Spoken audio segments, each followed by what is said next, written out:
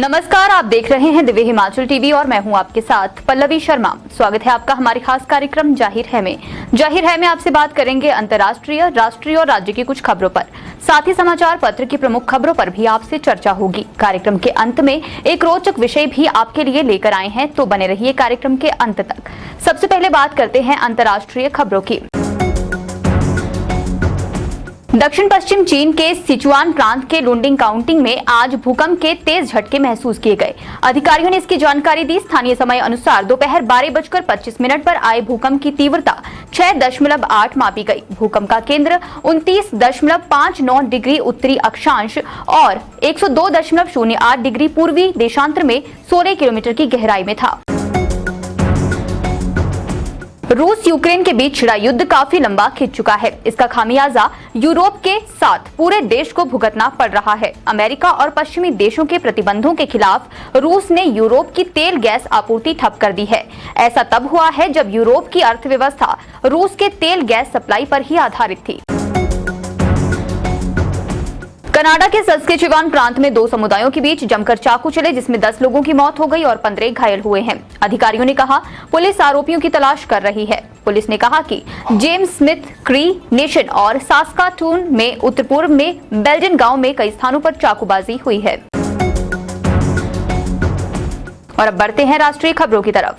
राजनीतिक दलों द्वारा अपने नाम पर धार्मिक नामों व प्रतीकों का इस्तेमाल करने पर सुप्रीम कोर्ट ने सख्त रुख अख्तियार किया है। कोर्ट ने इस मामले में चुनाव आयोग को नोटिस जारी किया है। देश के हाईटेक शहर बेंगलुरु में एक बार फिर भारी वर्षा के कारण सड़कें पानी में डूब गई। लोगों को आवाजाही में भारी मुसीबतों का सामना करना पड़ रहा है। नाराज लोगों ने कहा शहर के घटिया ड्रेनेज सिस्टम की वजह से हर साल यह मुसीबत आती है। बांग्लादेश की प्रधानमंत्री शेख हसीना द्विपक्षीय रिश्ते को मजबूती देने के मकसद से 4 दिवसीय दौरे पर सोमवार को भारत पहुंच चुकी हैं। इस दौरान दोनों देशों का मुख्य फोकस संपर्क, ऊर्जा, खाद्य सुरक्षा के साथ ही कारोबार और निवेश के अवसरों पर रहेगा। और अब बढ़ते हैं राज्य की प्रमुख खबरों की तरफ। केवल 12 दिन का वेतन मिलने के बावजूद हिमाचल प्रदेश के सिरमौर जिला के सुरला खंड की क्यारी पाठशाला की 2 महिला शिक्षक विद्यार्थियों को पढ़ाने के लिए अपनी तरफ से 100% योगदान दे रही हैं। दूर दराज के ग्रामीण क्षेत्र में बनी इस पाठशाला में कोई नियमित शिक्षक आने को तैयार नहीं है। पाठशाला में 2 SMC शिक्षक विद्यार्थियों का भविष्य संवारने में लगी हैं। यहाँ कार्यरत TGT मेडिकल पूनम चौहान और भाषा अध्यापक जागृति शर्मा की वास्तविक सेवाएं महीने में 60 पीरियड लगाने की है। रोजाना 5 पीरियड लगाने पर 12 दिन में उनका काम खत्म हो जाता है। इसी का उन्हें महीने में वेतन मिल रहा है। बावजूद इसके वे रोजाना 7 पीरियड लगा रही हैं।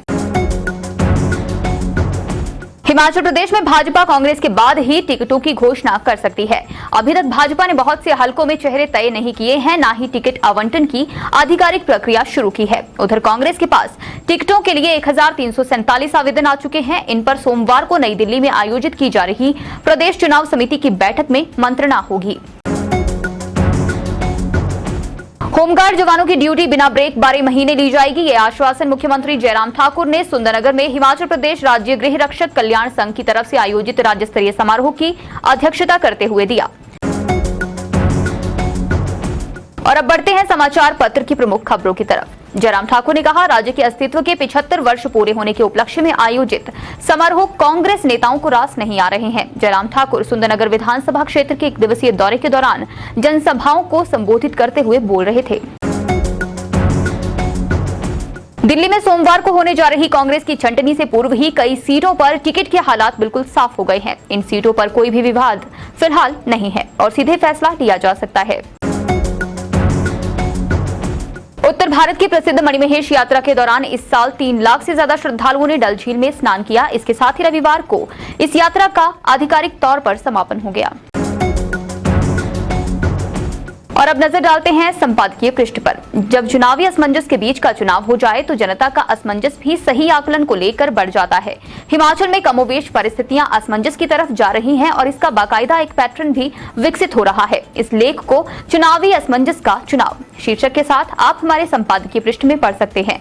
इसके अलावा बढ़ते व्यापार घाटे की चुनौती, डॉक्टर जयंती लाल भंडारी का लेख, अध्यापक के लिए इनाम से ज्यादा जुनून जरूरी, जगदीश बाली का लेख और शिल्कों की छाबड़ी में निर्मल अशोक का लेख व्यंग्य की मौत आपको पढ़ने को मिलेगा।